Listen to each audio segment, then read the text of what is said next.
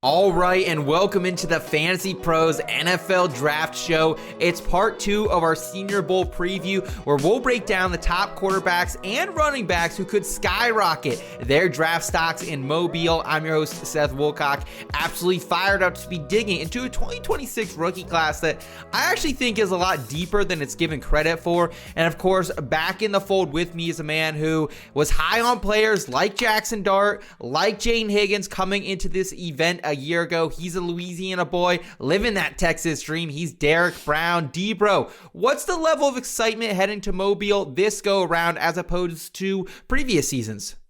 I'm here for it, dude. There's a lot of freaking players that we're going to discuss on this show.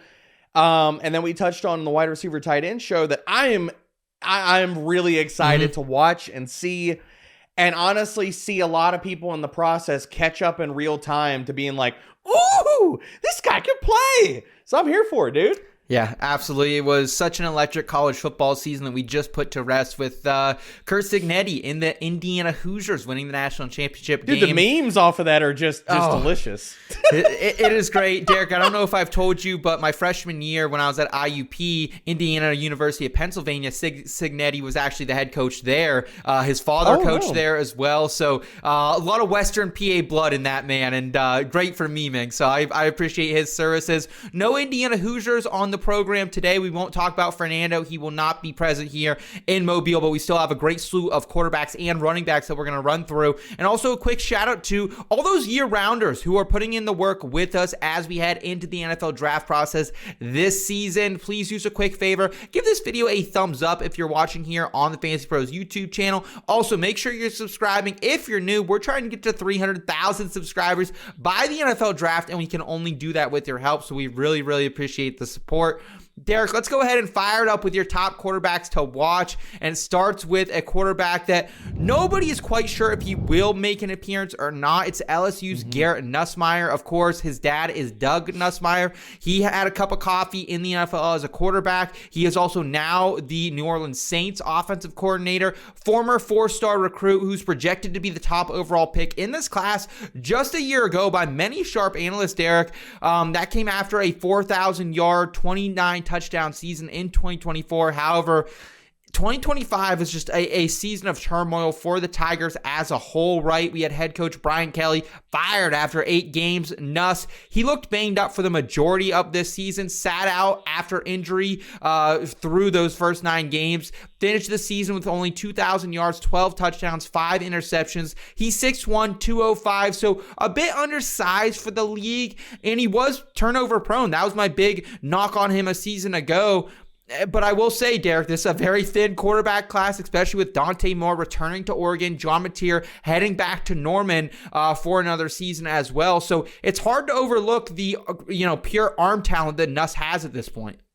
Man, so just breaking down his film and trying to build the best, most complete picture of him as a prospect. Yeah. Like when you get prospects like this, where there's medicals, there's wide variance between one year to the next, like you need to be diligent and conscientious with how you're evaluating these players and take your time. I mean, I spent an entire day watching him. And so breaking down his film, dude, if we got the 2024 version of Garrett Nussmeier, I would agree with you. He should be a first-round quarterback, if not top of the second round. Did a lot of great things. Like I was texting Fitzy film when I was early in the process, starting him just dots where he's lighting it up, dropping go balls in the bucket in 2024. Yeah. But I don't know if we ever get that version of Garrett Nussmeier ever again. And a lot of it, as I've dug deeper into the medicals, one, I mean, let's just keep it a buck here. I don't think he was anywhere close to fully healthy for the entirety of the 2025 season. So evaluating his film, and there's so much, like, I mean, dude, you know it better than I do. Injury reporting, whether you want to talk about at the NFL level or the college level, the collegiate level, is just god awful. It's horrible. We don't get specifics. We don't get anything outside of crappy coach speak and what have you. So knowing how truly healthy or unhealthy he was last year and moving forward, it's a black box. NFL teams are going to know this, and I think we're going to see that projected in his draft capital. if a team feels good about his medicals, you could see him go in the 3rd round of the NFL draft. If not, he might drop out of the NFL draft. Like, he might go round 5, round 6, maybe a UDFA guy. Like, this is one of those, like, okay, let's go back to yesteryear. And a guy that went to the Senior Bowl, Seth, Carson Strong, who had a lot of freaking medical problems and a lot of things where we're like, oh, God, like, what version of this quarterback are we going to get?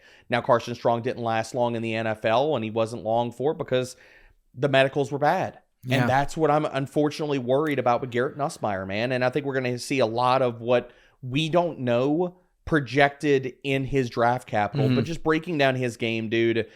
In 2024, man, like, he had easy velocity, arm strength, can make every single freaking NFL throw.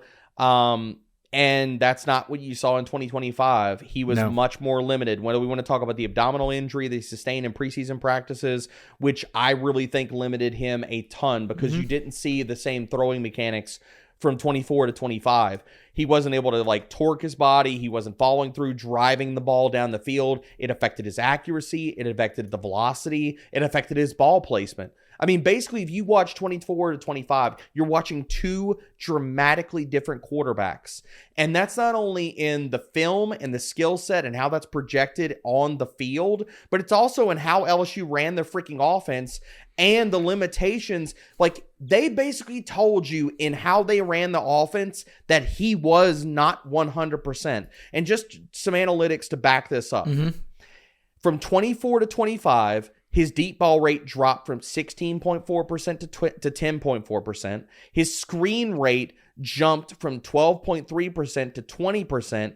And his play action rate dropped from 27% to 22.6%. And his ADOT dropped off the table, dude. All of that says he's not healthy. He wasn't healthy. Now, I don't know if we ever get back to that because, again, going back to his medicals, patellar tendonitis in 25 related to Osgood-Schlatter disease, which for everybody, go Google that. It's related to chronic knee issue. He had which it can create chronic knee problems, both whether it's tendonitis and in the future. And so that is that the medicals are a massive part of how people need to talk about him and look at his game both now and I think a lot of the way that people approach injuries is that they're like, oh, well, he's had time, right? The teams and his reps say he's good, right? So he's good. Yeah. Take it with a grain of salt, man. I'm more worried about what we see on the field from him if he goes to the Senior Bowl. Now, I don't know if he's going to attend the Senior Bowl. We're recording this as if he will attend it. So I hope he does, and I hope he's healthy. But I don't know if we ever see the 2024 version of Garrett Nussmeier ever again, man, because the 25 version is not a player that I think an NFL draft, like a team needs to spend higher than a late 4th or early 5th round pick on. If the 25 version is the version of Garrett Nussmeier that we get moving forward, he was limited. I talked about all the accuracy issues. The velocity was questionable at best. The ball placement suffered. He's also a player that if you want to talk about just like his pocket presence, he can suffer from, he doesn't feel the rush on certain downs and stuff like that. So the pocket can collapse, and he's not a guy that where you're talking about high-end athleticism. And we talked about the knee where he's got escapability and he can do all the off-script stuff. He's more of a pocket passer variety. So if we're talking about a pocket passer with only one good wheel that's affecting his entire game, that's just not a player that's even draft worthy for me when we talk about the NFL and projecting him forward. And I hate that, dude, because if we got the 2024 version of Garrett Nussmeier in the NFL and for the rest of the eternity, dude, he's an NFL starter. Like, my comp for him is like in that Brock Purdy, Andy Dalton kind of phylum where he's an average NFL starter and he can have some high-end moments depending on where the offensive line he's dropped behind and the scheme that he's asked to run. But I just don't know if we ever see that again, dude. And it's sad. It is. And, you know, part of the downfall, I think, obviously has to do with the injuries. And I think part of it is he just lost some really good playmakers this past season, right? He didn't have Mason Taylor anymore. He didn't have Kyron Lacey, RIP. And he didn't have Caden Durham working out of the backfield like he did a season ago. And CJ Daniels was in Miami. So I just don't, like, yes, he had Barryon Brown. Barryon Brown's a manufactured touch guy. Barryon Brown's going to get drafted to an NFL team, and he's going to the Senior Bowl too. But we didn't discuss him in the wide receiver episode because Barryon Brown is going to go to the NFL and he's going to be a manufactured touch guy. Right. Barryon Brown's going to get drafted because of what he does as a returner and on teams. Yeah. What he gives you in the manufactured stuff as a wide receiver is just, it's extra icing on the cake. That's not why NFL teams care about Barryon Brown. So yeah. I just think between him and Xavier Thomas and Anderson kind of taking a step back, that it just wasn't the year for LSU, and it kind of all came down crumpling, and it sounds like really we're hoping for health at the Senior Bowl, right? Like that's the biggest thing for Nuss. Just show up and be healthy and be talking and be looking chipper. Like that's what we want to see.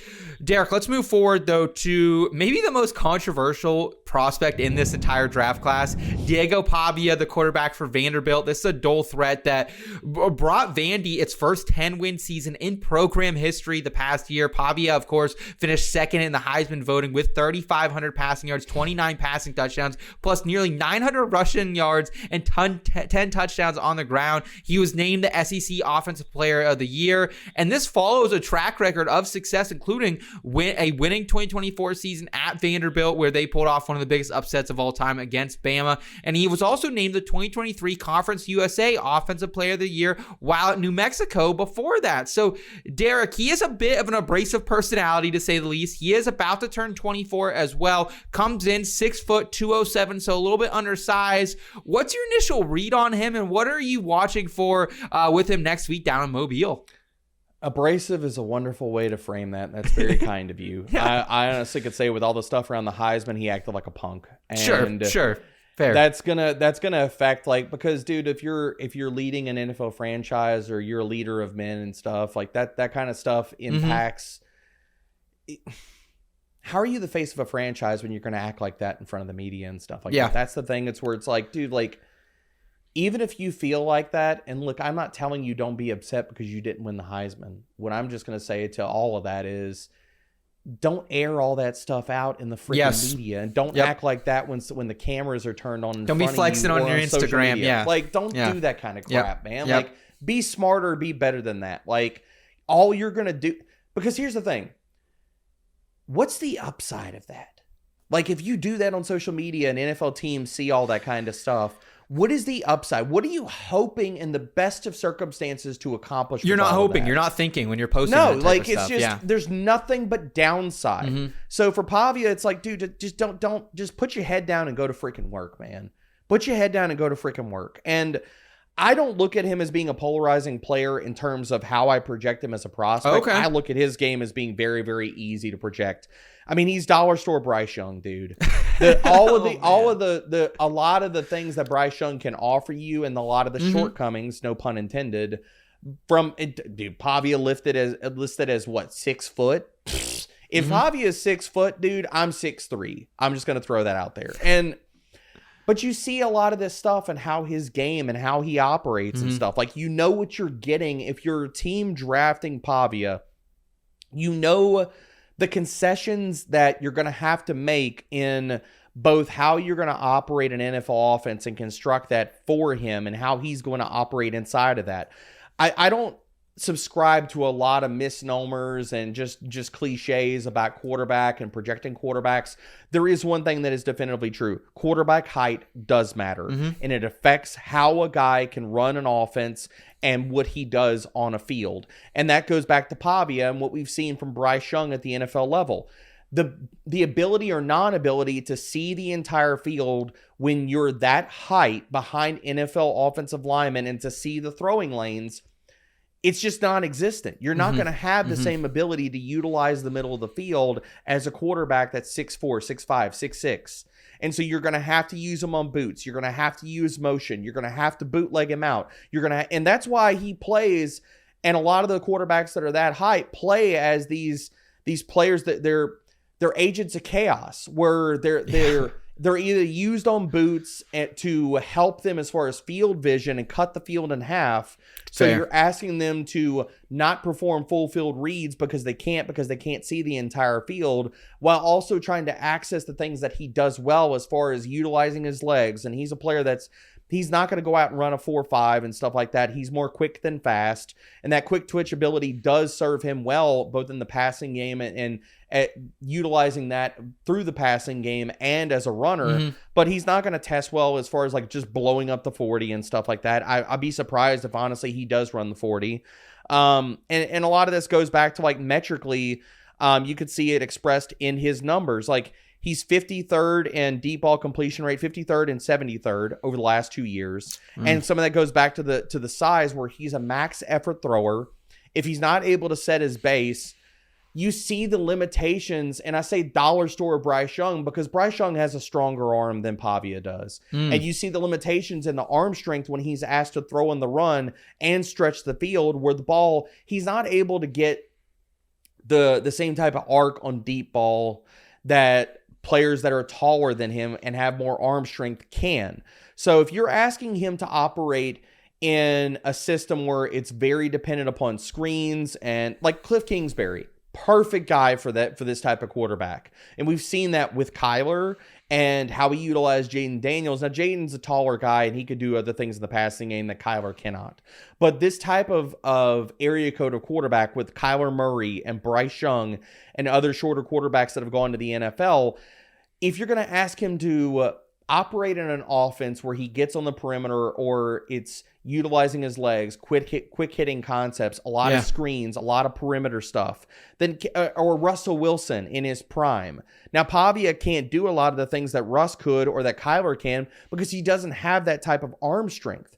So as a max effort thrower, when he has to threaten a defense down the field, you're not going to see the same type of ball placement from Russ and Kyler and guys that have stronger arms. Or hell, even Bryce Young, because he just doesn't have that type of arm. The ball kind of peters out on him after 40 yards and stuff. Now, he's not going to be asked to do that a lot because NFL quarterbacks aren't asked on, the regular to sit here and throw 40, 50, or 60-yard bombs every single play. Hell, even like more than a handful of times in any NFL game. So can he do that? Sure. Can he operate that type of offense for you? Absolutely. But you are going to see limitations with how you construct an offense and what you're going to get out of him and the volatility week to week. Because, dude, we see that. We see that with how many times have we talked about from a fantasy perspective about the volatility week to week of Kyler Murray, of Bryce Young, based off of the defenses they're seeing and how the game goes. Pavia is just the lesser version of the same archetype of player. Yeah, but because of this draft class being so thin now, it wouldn't surprise me if he gets day 2 draft capital. Like, honestly, it really would. It surprise you, Derek, if we're sitting there Friday night in the FantasyPros NFL if he draft goes round stream? 3, if he goes round 3, I wouldn't be surprised. Yeah. If he goes round 2, I would be incredibly surprised. Okay. And that's just because of, I think when you marry the skill set and how that is evolved with the NFL, and we have seen more of these quarterbacks show limitations and honestly fail in a lot of aspects. Like, dude, we're still out on, is Bryce Young a multi-year starter for an NFL franchise? Right. Is Kyler, like Arizona finally packed in the bags on Kyler and said, nah, we're good. So I think we're seeing with the NFL, this archetype of quarterback is not in vogue as much it was a few years ago, and how NFL teams are willing to run their offense and ask that quarterback to operate in the NFL. Like, I would be shocked if he goes round 2. If a team takes him round 3 and takes a flyer, I wouldn't be shocked there. I think he's more probably a 4th round draft pick. Okay. No, it makes total sense. It just feels like, there's a lot of teams like my Pittsburgh Steelers out there who might want a gritty guy to be a bridge for a year. But, that being said, you mentioned the offense. It's not a pro style offense. It's not like a true triple option offense that they are running down there and Vandy, but it's certainly not a pro style offense that Pavia was commanding. So let's keep it moving here with the next quarterback prospect we're going to discuss. And it's Cole Payton, quarterback out of North Dakota State. This is a dual threat FCS quarterback. He only has 1 year year of starting experience under his belt. He compiled 2,700 yards, 16 touchdowns through the air, added nearly another 800 yards, though, on the ground with 13 touchdowns in 2025. I will say he was used a bit as a Wildcat quarterback during his junior year when he had an additional 600 rushing yards, 13 touchdowns on the ground. Derek, I always root for FCS players, right? I really do, because it's just such a great story. But the truth is, there's not a lot of success stories at the quarterback position from the FCS level in the last decade or so. Like, there's not Joe Flacco's and Jimmy G's walking around every single day. So there's not a Josh Allen and there's not a Carson Wentz? Well, Josh Allen FBS, but G5, right? So yeah, but we're talking about smaller schools and off the beaten path. And there's not a Carson Wentz. I mean, yeah, but Carson Wentz had a run there, but he's a backup quarterback, right? So like, you mix in the fact for me that he had 1 year of starting experience. I'm just out on Cole Payton. I want my quarterbacks. Oh, baby! I want my quarterbacks to have multiple years of starting experience. So, is there something at Senior Bowl to rope folks like me back in who are uninterested, you think, Derek? Dude, I'll put my stamp on this. Okay, let's hear it. I am a Cole Payton truther. If I'm an NFL GM and I have a 4th round pick and Diego Pavia and Cole Payton are both on the board, I'm taking Cole Payton over Diego Pavia. I'm telling you right now. No. Because here's the thing. Cole Payton has all the traits that you're looking for from an NFL quarterback. He has the size. He has that dual threat ability. Sure. Now, are we talking about a player that, yes, he's coming from freaking North Dakota State? I understand all of that. I get it. Is there a learning curve, both with the speed of the NFL, tighter window throws, condensed fields, all of that stuff? Yes, it is absolutely there. Dude, this guy has size, he has speed, he has effortless arm velocity that Pavia does not have, dude. Like 6'3", and he is thick, he is built. You could use him in the design quarterback rushing game. And I'm just going to throw these numbers out and do what you will with them. I'm curious what your reaction is going to be, Seth. Okay? Amongst all FBS and FCS quarterbacks with at least 150 dropbacks, in 2025, Cole Payton, 18th in adjusted completion rate, 6th in ADOT, 1st in yards per attempt, and 1st in big-time throw rate. You go over to deep passing. Amongst all FBS and FCS quarterbacks, at least 20 deep passing attempts, 9th in deep throw rate, 1st in adjusted completion rate. You want to go to pressured situations. Amongst all FBS and FCS quarterbacks with at least 50 pressure dropbacks, 6th in adjusted completion rate versus pressure, 59th in clean pocket adjusted completion rate, and 4th in clean pocket passer rating. Dude, those numbers transcend the competition, where if you were talking about a quarterback where it's like, okay, he's played against FCS competition, then if you want to talk about, okay, then what do we want to see that quarterback do versus lower competition to make you feel better about going against NFL teams and NFL defenses? I want to see you freaking dominate and look like a damn stud. How did Cole Payton not do that last year in passing college? Stats ain't great. Passing stats aren't great. Okay, the box score stuff. Everything on a per drop back basis and accuracy is freaking awesome, dude. As well as there are moments in his film where you see the attributes of an NFL quarterback. Now, talking about the offense that he was asked to run, and people are going to talk about, oh, his time to throw is really high. Just tell me you didn't watch the film, because if you're going to cite time to throw, just tell me you didn't watch the film, because a lot of this offense was getting him out on bootlegs to both, and we talked about this with Pavia, to cut the field in half to give him easier reads, where he's only going to have to go to 1 to 2, if that, or just the first read and the check down, and if those aren't there, he's taking off running. Is that real? Absolutely. There are also moments in his film where he is in shotgun and he does the pure progression passing stuff, where he goes from 1 to 2 to 3 to the check down. There are also times on his film. Is he a see it, throw it quarterback right now? Absolutely. That is a concern. That is also a concern for a lot of college quarterbacks in general, where they come out and they RC it through a quarterbacks, where they are not anticipatory passers, where they play all in shotgun, and we are like, can you play under center? Is that a thing that you can do? Those questions were there for Jackson Dart. Those questions were there for Jaden Daniels. There are questions there for so many college quarterbacks going into the NFL about all of those things. Not just freaking Cole Payton, but it gets brought up in the conversation of smaller school quarterbacks as a way to shade them. And it's like, dude, you're just describing every college quarterback on a certain number of levels. And it's not just a small school thing that we're discussing here. There are moments on his film where he is an anticipatory passer. Are there worries about going from the level of competition where the NFL speed is going to be more pronounced than playing in the FCS? Absolutely. Are there going to be more tighter window throws that are required for him? And he's going to have to reel in that gunslinger mentality when you're talking about also to adjusting to a higher level of competition where he's not going to be able to get away with the same things that he did at the FCS level in the NFL. Obviously. Absolutely. Yes. Mm-hmm. So that level and that adjustment is going to be there, and it's going to be massive for him. But that level is there for every college quarterback going to the NFL. We're talking about varying degrees here. But are the NFL traits absolutely there for Cole Payton in smaller doses for some of these things?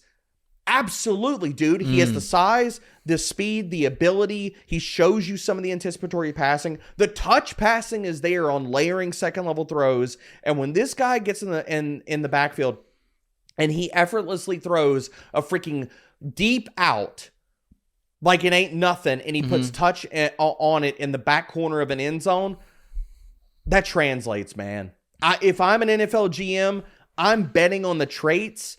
And if you put him in a system like just off the top of my head, the freaking Colts, where it is, you can go run heavy and it's play action, and you could do a lot of things with both mobility and making things easier for him as both with reading the field and stuff. If I was an NFL GM and I'm looking at a guy like, could we burn a 4th round pick on this guy and we let him sit for a year? And if he's pressed into starting at the end of his rookie season or in his second season, and he gets a handful of starts, and we're like, holy crap, man, like, we might have a starter here in this guy. Hell yes. I am betting on Cole Payton. If you're talking about a day 3 pick, and he could develop into being an NFL starter, absolutely. 10 toes down. 10 toes down. I love the enthusiasm, Derek, and I've been hosting the Betting Pros College Football Show for 2 seasons now, and I've kind of been the Pavia denier, if you would, and we're an episode and a half into the NFL Draft Show, and I think I've become the stand for Pavia on this show. So you're caping up for him, and I'm like, there's no way in the heck I'm drafting him over Cole Payton. No way, dude. We shall see. Maybe we can find a little bit of a prop bet between Cole Payton and Diego Pavia, and maybe I'll even drink some juice on that one to give you better odds. But looking forward to seeing what he can do in Mobile, and maybe if I'm wrong on that. To me, it's just, hey, there's 136 FBS teams. Find one of them if you want to go in the NFL draft. Let's do that. I'm sorry about it. I spend enough time watching these small schools that no one hears about in the FBS. I don't need to venture into the FCS. But Derek, the exact opposite style of prospect of Cole Payton is kind of a guy like Arkansas's Taylen Green, who comes in next, unranked 3-star recruit, but has 4 total years of starting experience across Boise State and Arkansas, compiling nearly 10,000 passing yards, 59 touchdowns in his career. Also a great runner, put up an additional 2,400 career rushing yards, 35 touchdowns on the ground in that span. The issue is here, he wasn't really a winner at Arkansas, right? Finished just 2-10 this past season. Sam Pittman, their longtime head coach, got fired. They brought back in Bobby Petrino after those first 5 games. However, he's listed at 6'6". He's 224, projected to potentially have a sub 4.5 in the 40-yard dash. So what are your thoughts on him, and what can he do at Mobile to potentially move up some boards? He's going to have to show that he can be an accurate passer. And so Mobile is a really hard venue for quarterbacks to really differentiate themselves, because there's so much packed into just this week where they're having to learn verbiage and a lot of the things. And a lot of the things that NFL teams get out of the week for Senior Bowl, we don't see on the field, both in practices and a lot of aspects. Fair. Whether it's, running reps through versus air and installs, and these coaches are putting a lot of these players in uncomfortable situations where under the microscope. But they're going to ask them to do things that maybe they haven't done a ton of, because they want to stress them and see, okay, well, can you do this? Can you learn on the fly? Can you evolve your game? Can you do the things that we don't see on your film, or the things that you're going to have to do in the NFL? So that's hard for especially a player like Taylen Green. Like, the best parts of his game are what he adds with his legs and stuff, man. And I don't think he's a special runner. No. Even talking about that, it's more, he's a build-up speed guy. He has the size to be a goal line threat in the NFL, but I look at him as more of an opportunistic scrambler than a guy you're going to build like a QB run game around.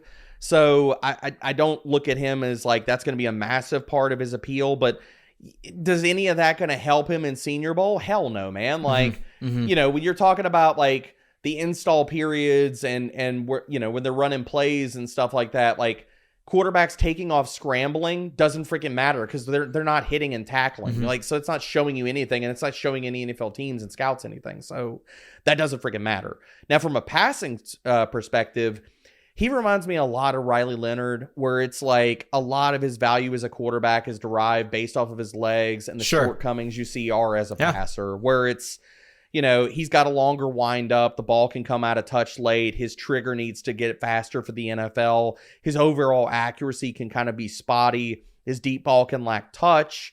There are times where he throws some good layer throws to the second level. There's other times where you're like, bro, don't fastball that. You're going to have to layer that ball, and you can't put it on a guy like that. Both, whether it's like you're throwing some hospital balls or you're limited yak opportunities for players. So the passing stuff is more of an adventure for him, as well as the pocket presence. Like, he's late to feel the rush at times and he doesn't have like the high end athleticism to kind of write some of the checks to where he can operate in the chaos world and get it done that way. So I'm not a huge fan of Taylen Green. I think a lot of people are going to get, enamored with the upside and the supposed physical traits. I'm just not there. So, like, if you were to bucket all these, like, rushing dual threat guys and you put Pavia, Taylen Green, and Cole Payton all in the same bucket, for me, I would order them Payton, Pavia, and then Taylen Green. Okay. But a lot of people could order it differently, man. Like, they could, put Payton at the bottom of that or put Taylen Green at the top of it, depending on what they value out of a player. Like, for a lot of the NFL teams and scouts and stuff like that, just the stature of Pavia will take him off of a lot of different NFL boards just in general. So I think looking at those specific three guys that add something with their legs and what are they going to project to in the NFL, you're going to see wildly different grades for all three of those quarterbacks. Okay. Well, we're going to go ahead and shift gears into running backs. But first, a real quick reminder that we are going live during the AFC Championship game. Join myself, Seth, Woolcock, and Scott Big Time Bogman at 2:45 p.m. Eastern Time this Sunday for a first half betting live stream as the New England Patriots take on the Denver Broncos. We're going to be tracking line movement in real time, breaking down live odds, and calling out bets as the game unfolds. Get in before kickoff or catch us live on the Betting Pros YouTube channel at youtube.com/bettingpros. Let's go ahead and get to the running back position where Jonah Coleman comes in first, and definitely a player who came into the season in contention for this class's RB2 spot and really did nothing away to take him out of that conversation, Derek. He followed up a 1,000-yard season and 10 touchdowns at Washington with over 750 rushing yards and 17 combined touchdowns, first in the Big Ten this season. He also flashed a ton in the receiving game, right? Had a career high in receptions with 31 and receiving yards with 350 plus receiving yards in the best quarterback that he's worked with in Damon Williams, who causing all type of controversy right now in the transfer portal, got potentially sued by Washington, tried to enter and go to LSU. He's back with the Huskies this next season. But as far as Coleman goes, this comes after already having a very successful career as an underclassman at Arizona, right? He's 5'9", he's 228, So he certainly profiles as a power running back, Derek, but has enough vision and twitch for me that I think he can pop some big gainers in the league, right? So to me, I think the question is, does he have enough athleticism to offer that elite upside in the NFL? Do you think he does, and do you think he can put some of that on display at the Senior Bowl, Derek? I don't think that he has elite athleticism. I think he has good enough athleticism for his size and his skill set. I think that you're looking at the archetype of player of Jonah Coleman. I look at him very similarly as a Devin Singletary, as a player that he probably goes in round 3, round 4 of the NFL draft. He's probably not going to be asked to be a team starter from the jump. Sure. Could he operate it as a team's 3-down starter? Yeah, I think he can. Can he be better than his testing metrics on the field? Absolutely, dude. We've seen a lot of these guys from the running back position that maybe they don't test good. But Kyren Williams. Kyren Williams. He's the famous one, I would say. Kyren Williams, Tyler Algier is another good one. My comp for him, and people are going to hate it because there's so much context that is required about talking about this player's NFL career and paying off on the hype that when he entered into that situation, whether we're talking about off the field stuff or just a litany of injuries, where people are going to hear this comp and they're going to hate it. And all I'm going to say to you is be kind and rewind to your thoughts of this player as an NFL prospect. He reminds me a lot of Clyde Edwards-Helaire, dude. And I liked CEH coming out as a prospect. Yeah. And did I get out over my skis about CEH? Yeah, absolutely, man. Yeah. And CEH, when obviously it's revisionist history. He should have never been a first-round NFL draft pick. Jonah Coleman's not going to be that. But, dude, Jonah Coleman has a starter skill set, no doubt. I think he could get second-round capital. Jonah Coleman over the last 3 years has ranked 54th, 13th, and 1st in yards after contact per attempt. He's also ranked in 2 of those 3 seasons top 10 in PFF elusive rating, as well as being top 24 in yards per route run amongst all FBS running backs with at least 20 targets. So the dude's got the analytics to back up what we see on film. And for his size and his stature, he runs with underrated power. He's got average burst, but he's got good vision. He pinballs off of guys on the second level. As a runner, he's going to need some help from his offensive line to open up holes. He's not going to do as much as far as like creating a ton of yards for himself. And when we talk about the athleticism and a very similar not a very similar player, but we all kind of talked about, was Cam Scatterbo athletic enough to get it done in the NFL? Whereas we're not looking at Cam Scatterbo and we weren't saying, okay, he's going to hit home runs and you're going to expect 50 and 60-yard runs. That's not the type of player that he is. But can he give you the 10, the 20-yard chunk gains? Jonah Coleman can absolutely do that. If you're expecting him to rip 50 and 60 yarders, you're not going to get that in the freaking NFL. But if you're expecting a guy that can pick up tough yards, especially for his stature, be a goal line back, which could surprise people considering his size, he can do that. He can rip off the chunk gains for you, and he has a 3-down starter skill set. And the biggest thing that I want to highlight for him, dude, he has got some pass pro reps that can make you go from 6 to midnight when you watch him. Like, I'm talking about, this guy gets down, has power, blows guys out of their freaking cleats. Like, I'm talking about, I sent you clips where he's got guys coming off the edge and he literally takes them off the Big ground. 10 edges. Keep in mind, these are Big 10 edges too. Off the ground in pass pro. So a player that could step in and he's going to earn a quarterback's trust because of what he can do in pass pro.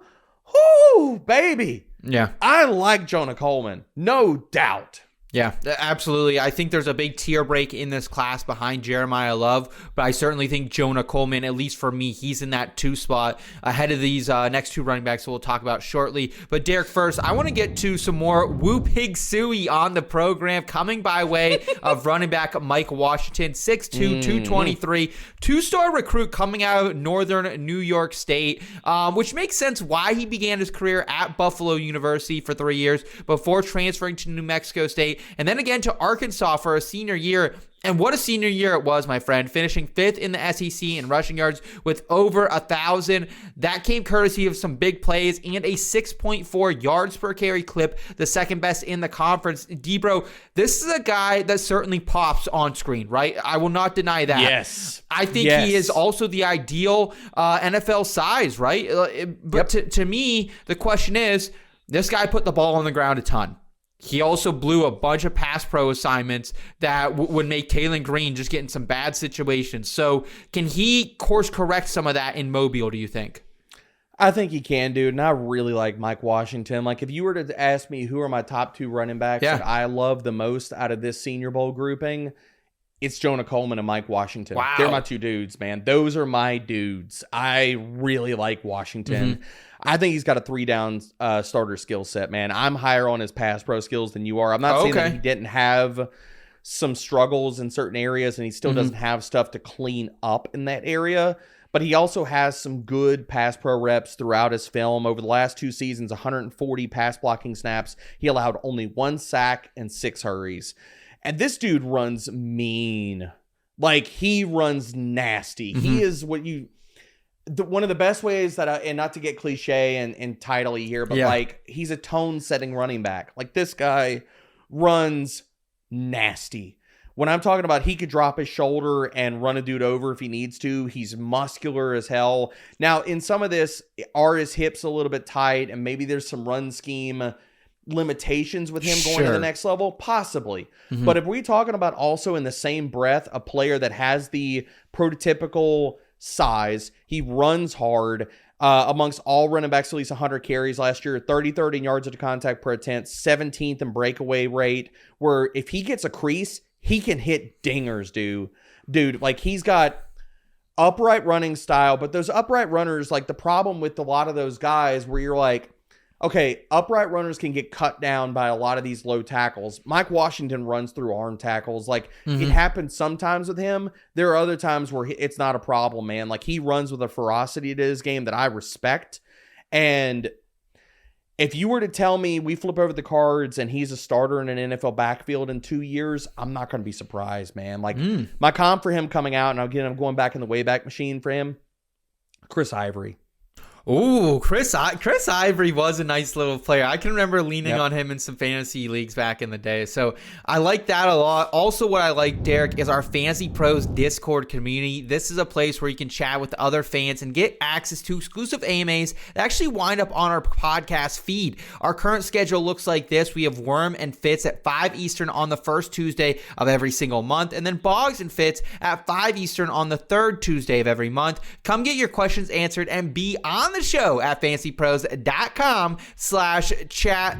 Next up, we have 2 running backs who I've had the pleasure of watching throughout their collegiate career up close and personal. It's Nicholas Singleton and Kaytron Allen out of Penn State.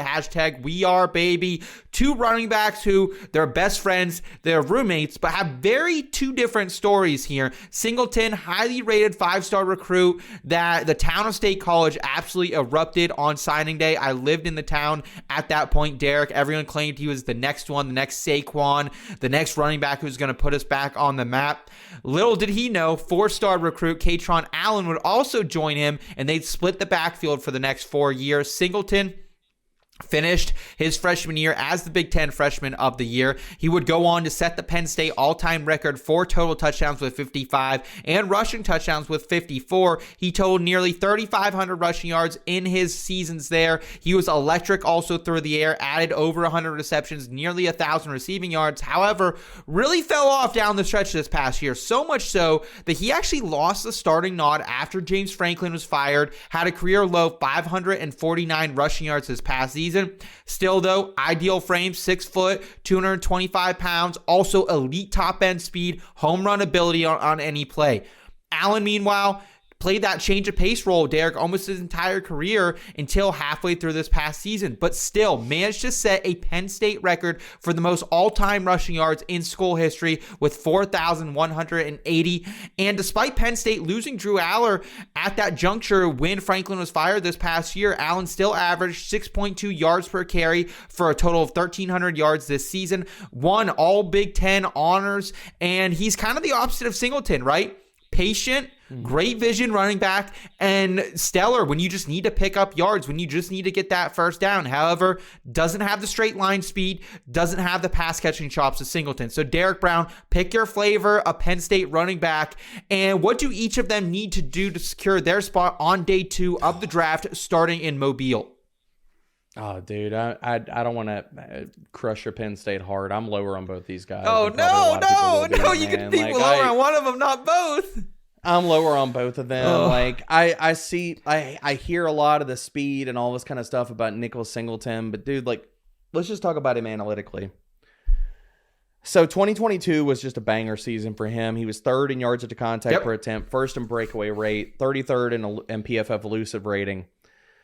Since that season, he dropped to 125th in yards after contact per attempt, 56th, and 152nd. So, not good. Yeah. His breakaway rate went from 1st, like I said, in 2022, to 140th, 44th. Okay, sliver of hope. 143rd this last season. Yeah. And the same kind of trend with his elusive rating, man. 150th, 117th. 132nd. Gets a bit of tunnel vision, I feel like, and sometimes that hit stops him from finding the hole. I don't see a lot of wiggle in his game. I see a lot of like straight line, stiff but hips. Like he's a linear player. Like I just don't see a lot of like wiggle, and I see a player that's very dependent upon what his offensive line is going to afford him in the NFL level. And the problem that I have with running backs like that is that you're not scheme agnostic. You're not situation agnostic. Give me the running back that can create yards on their own. And I'm going to show you a running back that I don't care if he's dropped behind a lower tier offensive line or a middle tier offensive line. He can create yards on his own. And that's just not what I see out of Singleton. And I mean, we're talking about those breakaway numbers. Like I feel like the narrative of Nicholas Singleton's game is very much like going back to last process, how I was so divided against the consensus about Quinshon Judkins, where it was like, everybody's like, oh, he does this and he does this and he does this. And it's like, dude, the film to me doesn't say that. The numbers don't represent that. And I don't see that with Nicholas Singleton either, man. Like, and yeah, like, okay, we could talk about, okay, fine. Like he was 15th, 22nd, and 39th in yards per route run. But this like, all world, I've seen some people talk about him and David Johnson in the same freaking breath. And that, to me, that's ludicrous. Where it's like, I get the comp, him utilized in the passing game, like, dude, like he doesn't have the same type of change of direction ability. And we're talking about just pass game uses in college. He was utilized on swings and flats and checkdowns. Yep. You weren't seeing, like, it wasn't like he was asked to line up on the perimeter in the slot. He's running slant routes, angle routes, wheels, and all that kind of stuff. Can he run the occasional wheel route and get it off on a linebacker? Sure, he could do that. Is that something that he's going to translate to the NFL level and a linebacker that runs a 4.4? No, I don't see that happening, dude. So, like, my comp for him is kind of the dollar store version of David Johnson. It's CJ Procise, a player that a lot of people got enamored with the skill set and it never panned out. And that's unfortunately what I see for Nicholas Singleton. And moving over to Kaytron Allen. Yeah, what about Kaytron? I just don't see NFL level athleticism from him, man. He doesn't have the short area burst. He doesn't have the long speed. He's a player you're just going to ask to run in between the tackles and stuff. And is the vision good? Can he get to the second level and do some things with a jump cut here and there? Yes. But dude, if his NFL agent lets him go out there and test or run, he needs to fire him on the spot. Because I don't think anybody should be expecting Kaytron Allen to sit here and go out and test well. And I mean, talking about that though, I just don't see, like, and we talked about this earlier with Jonah Coleman.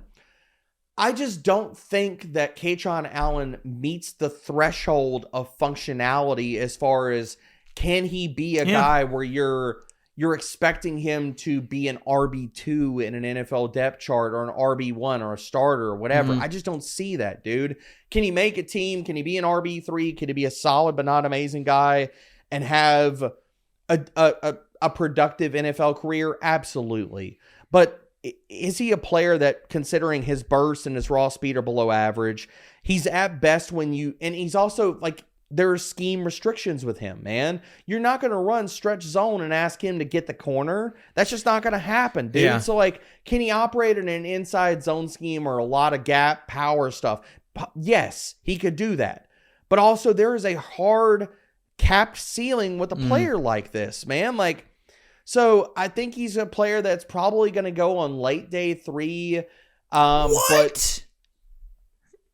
But you think he's higher than that? I think he's day 2. I think Singleton will be in the second round potentially in that conversation with Coleman, because Singleton's going to go out and run. See it. I think Singleton's going to go out and run a sub 4.4 close to it. I think he's going to be in the low 4s. And to me, Kaytron Allen, I think he's going to check every single box in the interviews, and I think that's going to boost him up, because I do agree the athleticism is not there for him, but I think he's like a Kyron Williams. He's just good at football, dude. I can't really explain it, but I think he just has great vision and patience back there. Like, for me, it's Coleman still over both these guys, but then I have Kaytron and Singleton right there as my 3 and 4, which Coleman and Mike Washington, I will happily rank over Singleton and Allen. And I know that I'm going to be... Yeah. This happens every process, though, man. People come out and think that I'm just slinging hot takes. I'm just following my process and what the film says. That's it, man. So, I'm not high on I could easily be wrong, but I'm not high on their skill sets. No hot takes here from Derek Brown. Just McDonald's hot cakes, baby. He's serving up here.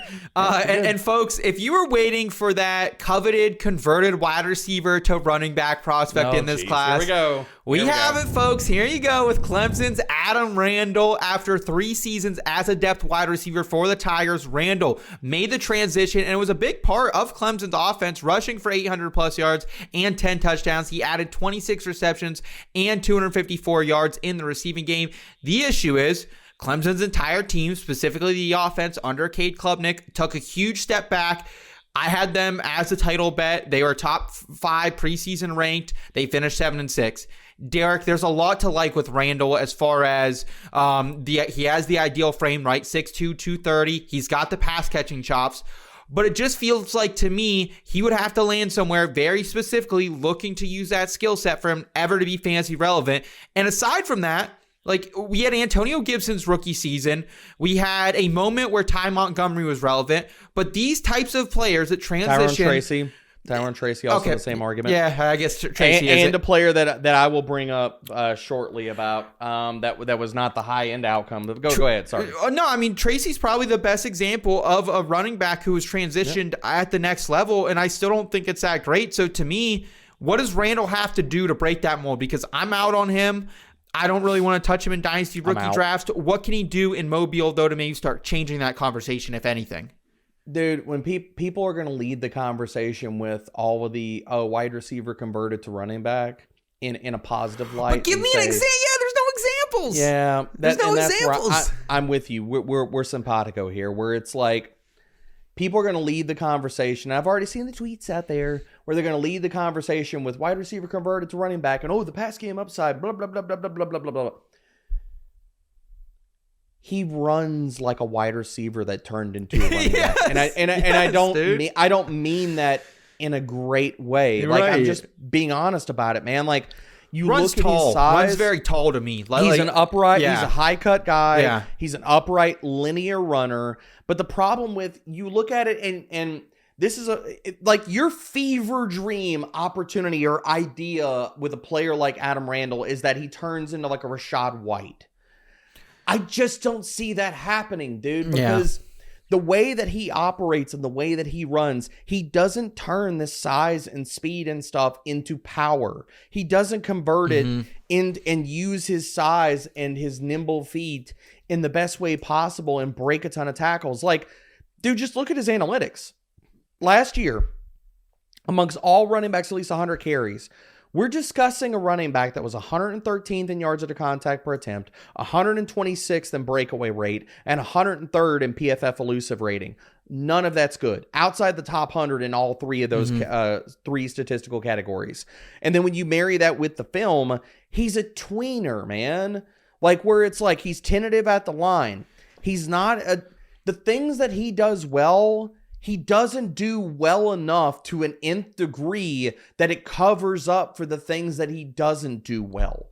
Like the wide receiver background. Clemson didn't use him at all creatively. They didn't put him in the slot. They didn't ask him to run a varied route tree as a former wide receiver. Right. And you're just like, okay, cool. That's a talking point, but it doesn't come through on his film. And as a rusher, I mean, maybe this is blasphemous. If you put him side by side, Phil Maffa last year is a better running back than freaking Adam Randall. And Phil Maffa is still hot dog water.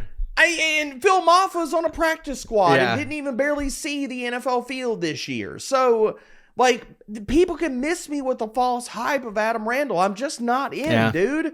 And just to wrap a bow on all of this skill set, and to go back to being a tweener where it's like, I don't know if like Adam Randall should even stay at running back or if he converts to like H-back or hell, you ask him to put on weight and convert him to being a freaking tight end. He reminds me so much of Jalen Samuels. Ooh, I was going to say Roshaw Johnson, but I think like those are kind of one and the same, right? And Jalen Samuels, I forgot, man, that was some fun times we had. I'm bringing you back to your old Yinzer days, maybe your pre-Yinzer days, who knows? I was a fresh 21-year-old sitting at the bar watching Jalen Samuels play Wildcat. That was fun. Oh, wide-eyed and didn't know about the world yet, Seth. Yeah, I know. That was certainly a time. But yeah, I'm with you here in Randall. I have the same exact feeling. Yeah, I just don't see it, dude. Let's go ahead, though. Let's round out the discussion here with another special Seth sleeper for you. And it's Seth McGowan, running back from Kentucky here. Older prospect. He has bounced around for a couple of years, including he did spend 3 months in county jail after being a 4-star recruit coming into Oklahoma. He then landed with New Mexico in 2024, where he was 6th in the Conference USA in yards from scrimmage with 1,100, finished second team all-conference honors that year. He then transfers to Lexington, where he led Kentucky in rushing this season with 725 rushing yards, 12 touchdowns, which is 5th in the SEC. He also added 19 receptions for 126 yards through the air. This was impressive to me, Derek, because Scott and I over on the BP College Football Show, we joked every single week we talked about Kentucky. Their quarterback play was atrocious. They had big Zach Calzada, who was terrible, and then they had this freshman Cutter Boley, who did have a little bit of promise, just got himself a nice NIL deal, but I'm still not really a believer. The thing I like about McGowan, though, prototypical size listed somewhere between 5'11 and 6'1", 210 to 215 pounds. Very shifty as well. Every time you turn on Kentucky this past year, this guy really jumped off the screen to me. Has a lot of angry runs, a lot of burst. He's more of a bit of a downhill runner. So to me, I think he's like best suited for that power run scheme, kind of like a Kellen Moore with the Saints type of situation.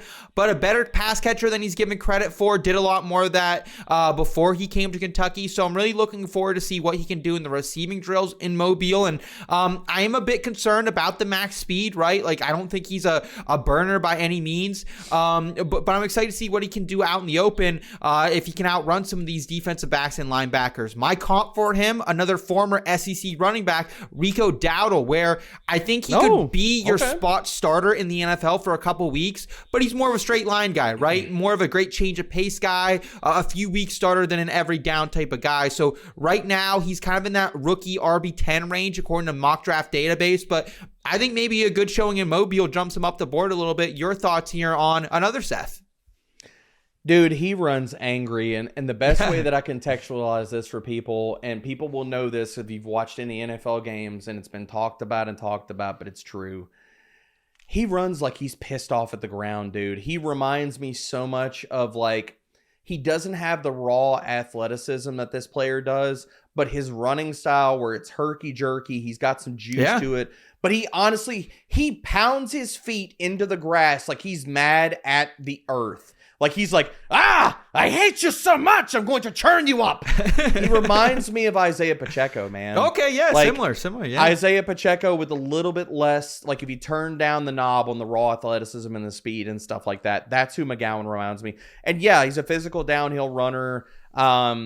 he has no issues. He's more of a one cut, get downhill kind of guy. Right. No issues dropping his shoulder and running over guys. He's not the home run hitting type, more of a chunk runner.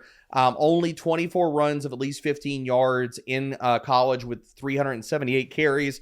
You did bring up, and this is going to be a thing that we don't know about with interviews and the off-field stuff with NFL teams, and I don't bring this up for every player, but you alluded to this. It does, and it will get brought up in meetings and stuff like that, because locker room and NFL and just culture and finding out who these players are as humans and individuals. He does have in his background, like you mentioned, he was dismissed from Oklahoma. He was found guilty of larceny, was on probation for a year. So he is going to be asked about that in NFL circles and in the meetings and stuff like that. But kept his nose clean this final year and stuff like that. So like, dude, like everybody deserves second chances in life. Agree. I mean, the kid's got some juice, man. So I don't think he's going to go high in the NFL draft, but much like Isaiah Pacheco, like type of ascension, if you were to tell me we flip over the cards and injuries and what have you, he gets drafted in the 6th round and he serves as a starter for an NFL backfield for, I don't see him as a multi-year starter, but a guy that like injuries happen and he has like a Kamani Vidal type of run to close a season. I wouldn't be shocked at all, man. Yeah, I mean, we've seen running backs come from that area of the draft. Kyle Monangai, right, last year, who was very useful for fantasy purposes, who's a late-round pick. So, yeah, I'm looking forward to seeing what he can do starting this weekend or this next week in Mobile. Derek, that is going to do it for us, though, on this episode of the NFL Draft Show. Big thank you to everyone who's been rocking and rolling with us through these first 2 episodes. Be sure to go check out part 1 if you haven't already. We broke down the top wide receivers and tight ends to watch at Senior Bowl right here on the Fantasy Pros YouTube channel and the Fantasy Pros Dynasty audio feed. We will have a ton of other content coming for you guys over the next few weeks right here on the Fantasy Pros channel, on the Betting Pros channel, plus a ton of tools over there and articles on the Fantasy Pros website. That's fantasypros.com. While you're here, make sure you're smashing that like button and subscribing to the channel if you're new. For Derek Brown, I'm Seth Woolcock. Take care, y'all.